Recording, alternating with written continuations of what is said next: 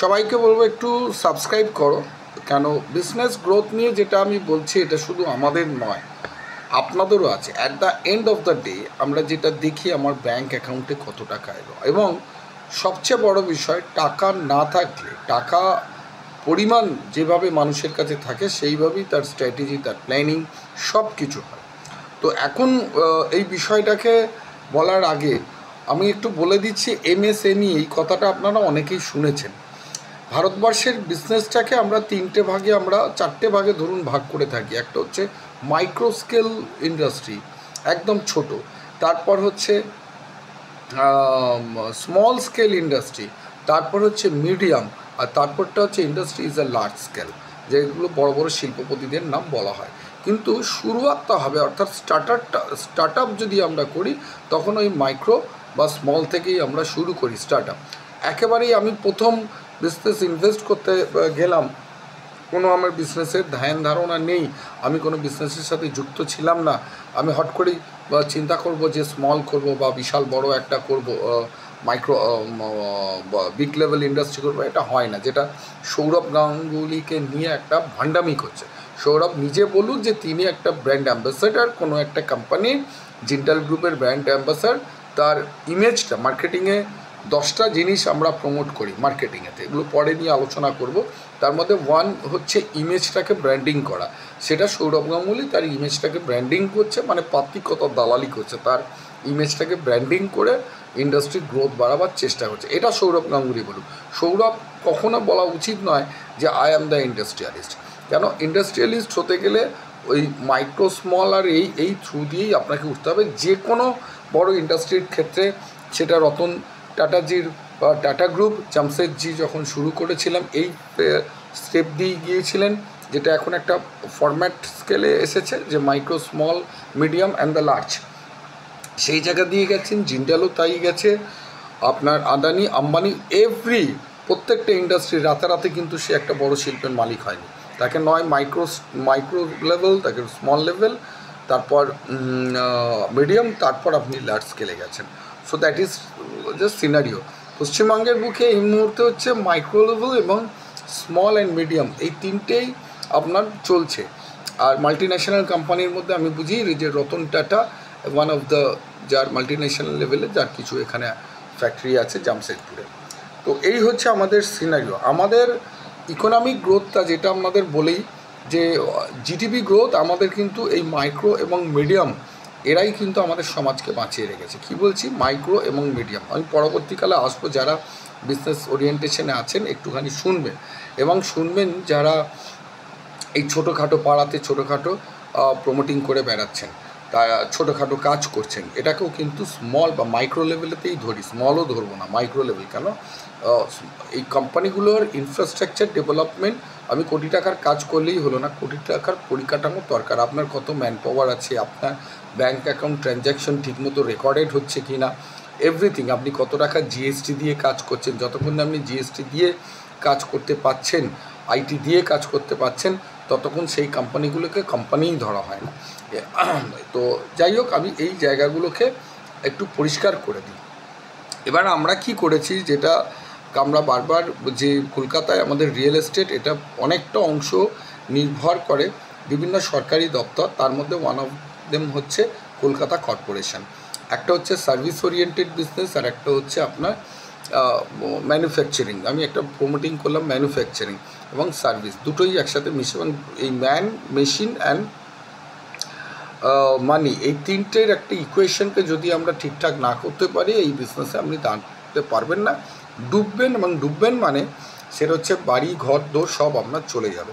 তো financial engineering, আমি not the financial commerce বলছি না, financial engineering is a main matter. তো এখন যেটা দেখবেন চার্টার অ্যাকাউন্টস বা কস্টিংয়েতেও এরাও কিন্তু ফাইন্যান্সিয়াল ইঞ্জিনিয়ারিং কথাটা ইউজ করছে। তো একদম ডিরেক্ট কমার্সের সাথে আর ফাইন্যান্সিয়াল ইঞ্জিনিয়ারিং দুটো আলাদা। কমার্স হচ্ছে রেকর্ডিং, ট্রানজ্যাকশানটা হচ্ছে আপনার সাথে যে ট্রানজ্যাকশান হচ্ছে সেটার একটা রেকর্ডিং করা, আপনার অ্যাকাউন্টসগুলোকে তৈরি করা। আর যেটা সিএ বা কস্টিং যারা এরা করে, তাদের লাস্ট যে সেমিস্টার যে পেপারসগুলো থাকে তাহলে হচ্ছে ফাইন্যান্সিয়াল ইঞ্জিনিয়ারিং, যে কী করে টাকার ক্যাশ ফ্লো আসবে, অর্থাৎ ইকোনমিক গ্রোথটাকে বাড়ানো। ইকোনমিক গ্রোথ মানে আপনার কতটা অ্যাসেট তৈরি হচ্ছে, ওই যে বললাম at the end of the bank অ্যাকাউন্টে আপনার কতটা পড়বে, সেই পলিসিগুলোকে মেকিং করা। তো আমরা যেটা করেছি দেখুন, কলকাতা কর্পোরেশনের ফার্স্ট ইকোনমিক গ্রোথ আমরা 438 স্কোয়ার ফিটেতে যে ছোটো বাড়ি করে আমরা বুঝিয়ে দিয়েছি যে ছোটো বাড়ির ক্ষেত্রে যেটা সবচেয়ে বড় সমস্যা, যারা এইসব আমাদের চেতলাতেই ধরুন মাটালি বাগান বা 14-15টা বস্তি আছে, সেই সব মানুষগুলো বাড়ি করার জন্য আইনত বৈধতা ছিল না। সেই আইনত বৈধতাটা কিন্তু এখন আমরা করে দিয়েছি। যারা এই অঞ্চল ভিত্তিক ছোটোখাটো কাজ করেন, আগে বেআইনি হতো এগুলো, ঠিক আছে, আপনার কাউন্সিলরকে পয়সা দিতে হতো, পুলিশকে পয়সা দিতে হতো, এবং কলকাতা কর্পোরেশনে কোনো রেভিনিউ উঠতো না, কিছু মানুষের পকেটে টাকা ঢুকতো। আমরা কিন্তু সেগুলোকে বন্ধ করেছি। কি করে? আইনের মাধ্যমে। আমার স্যাংশনটা গিনেস বুক অফ ওয়ার্ল্ড রেকর্ডে অলরেডি রেকর্ডেড আছে, এবং ইন্ডিয়ান বুক অফ রেকর্ডেতেও আমরা দিয়েছি। একটু ডিলিং হচ্ছে, আশা করছি আমরা এটা স্বীকৃতি পাবো। এবং সবচেয়ে বড় স্বীকৃতি যেটা আমরা পেয়েছি, আমাদের স্যাংশনটা নিয়ে এখন 300 স্কোয়ার ফিট একটা ছোট্ট ল্যান্ড হলেও আপনি স্যাংশন পাবেন। আগে এই 300 স্কোয়ার ফিটে তো আপনাকে বেআইনি করতে হতো, এবং তার স্ট্রাকচার বলুন, সমস্ত কিছু কী করছে না করছে, কোনো কোয়ালিটি কিছু মেনটেন হতো না। একটা বিল্ডিং আমি করলাম, দেখা গেল একটা ঝড় ঝাপটা ভূমিকম্প হলো, ভেঙে পড়ে গেল। সেইটাকে একটা ফরম্যাট স্কেলে আমরা আনতে পেরেছি, যে 300 থেকে 1 কিলো 1 কাঠা অবধি। এই যে ফরম্যাটটা, এটা অনেকেই জানেন না। আপনারা এটা স্যাংশন নেবেন, স্যাংশন নিয়ে কাজ করবেন, কোনো নেতা মন্ত্রীদের টাকা দিতে হবে না। যেটা মেয়র নিজের নাম করে করে ফুলিয়ে বেড়াচ্ছে, এই করেছেন সেই করেছেন, এর আঙুলটা কিন্তু আমরাই চোখে দেখিয়েছি প্রথম। আজকের দিনে কলকাতা কর্পোরেশন বলছে 100 কোটি টাকা ঘাটতি আছে, কিন্তু এখানে প্রায় আপনি 10 টাইমস টাকা তুলতে পারা যায়, জায়গা আছে, কিন্তু কর্মসংস্কৃতিটা এত বাজে, এবং মেয়র কিছু দেখেন না। মেয়র স্বাভাবিকভাবেই, এত তো মেয়রের সম্পর্ক নয় দেখাটা, কিন্তু তার আন্ডারে যে আছেন ওএসডি কালীবাবু, সেও আরেকটা, সেও কিছু দেখে না। তো এইসব লোককে রেখে কিন্তু কলকাতা কর্পোরেশনের কোনো দিন কিন্তু প্রমোট হবে না, ইকোনমিক হবে না। এই কালিফালি লোক কিন্তু, এরা সামান্য একটা পুলিশের চাকরি করেছে, এদের না আছে ফিনান্সের জ্ঞান, না আছে টেকনো ফিনান্সের জ্ঞান। এই মালগুলোকে সরিয়ে দেওয়া উচিত, এবং এদেরকে সরালে যেটা হবে যে ইকোনমিক গ্রোথটা অনেকটা বাড়বে। মানুষ টাকা দিতে রাজি আছে, কিন্তু কলকাতা কর্পোরেশন টাকা নিতে পারছে না, ঠিক আছে। ভালো বুদ্ধি দেওয়ার অভাব আছে, মেয়রকে ভালো বুদ্ধি দেওয়ার আজকের দিনে অভাব আছে। না হলে 100 crores আপনি কিন্তু যেটা ঘাটতি দেখাচ্ছেন, আপনি 500 crore আপনি ক্যাপিটাল দেখাতে পারতেন, মানে প্লাসে থাকতেন, ঠিক আছে। এবং বিজনেস করেও কিন্তু অনেক টাকা রোজগার করা সম্ভব হয় সঠিকভাবে।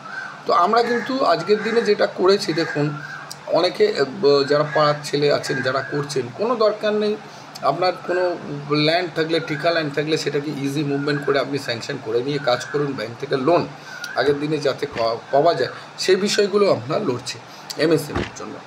আমার বক্তব্য হচ্ছে যে পরিকাঠামোটাকে ঠিক করার জন্য মেয়র আপলিফমেন্ট প্রোগ্রাম কেন বারবার করছি, মেয়রকে ডিসিশন নিতে হবে যে এই যে মেয়র তো কাজ করবেন না, কাজ করবেন তার আধিকারিকরা।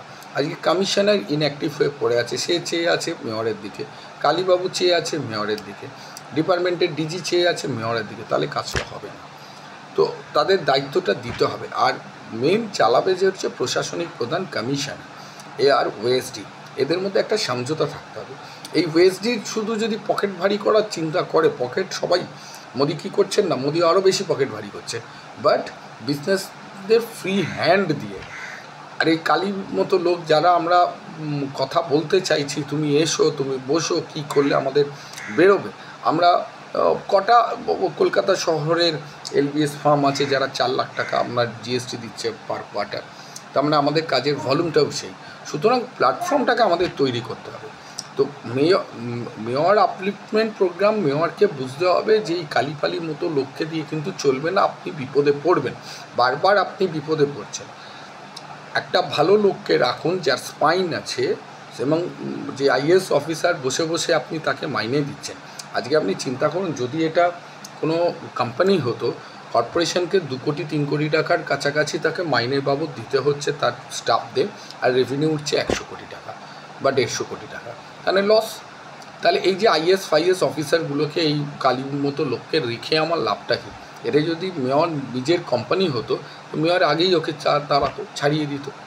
কিন্তু এটা সরকারের জিনিস, সরকারি ঘাটতি পড়ছে। কেউ আমরা ব্যালেন্স শিটটা চেক করতে যাই না, প্রত্যেক মাসে তো ব্যালেন্স শিট তৈরি করার মতো পরিকাঠামো কলকাতা কর্পোরেশন করেনি। কিন্তু বর্তমানকালে যে ব্যালেন্স শিট, প্রফিট লস প্রত্যেক মাসে কেন প্রত্যেক মুহূর্তে আমি দেখব কোন জায়গায় দাঁড়িয়ে আছি এবং কোনটা থেকে আমার টাকা আসতে পারে সেই ক্যালকুলেশনটা করতে হয়।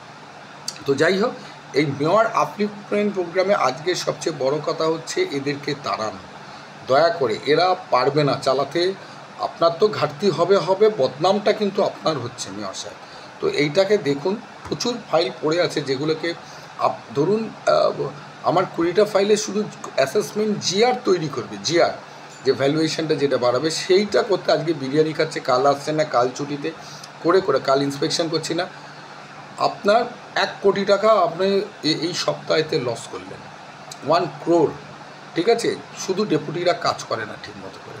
আপনি এই জায়গাগুলো দেখুন। আমি আবার ফিরে আসবো মাইক্রো ফিন্যান্স নিয়ে এবং কোন জায়গায় গ্রোথ করলে কলকাতা কর্পোরেশন 500 কোটি টাকায় যেতে পারবে সেই জায়গাতে। ফাইলগুলোকে ছাড়তে থাকুন। ধন্যবাদ।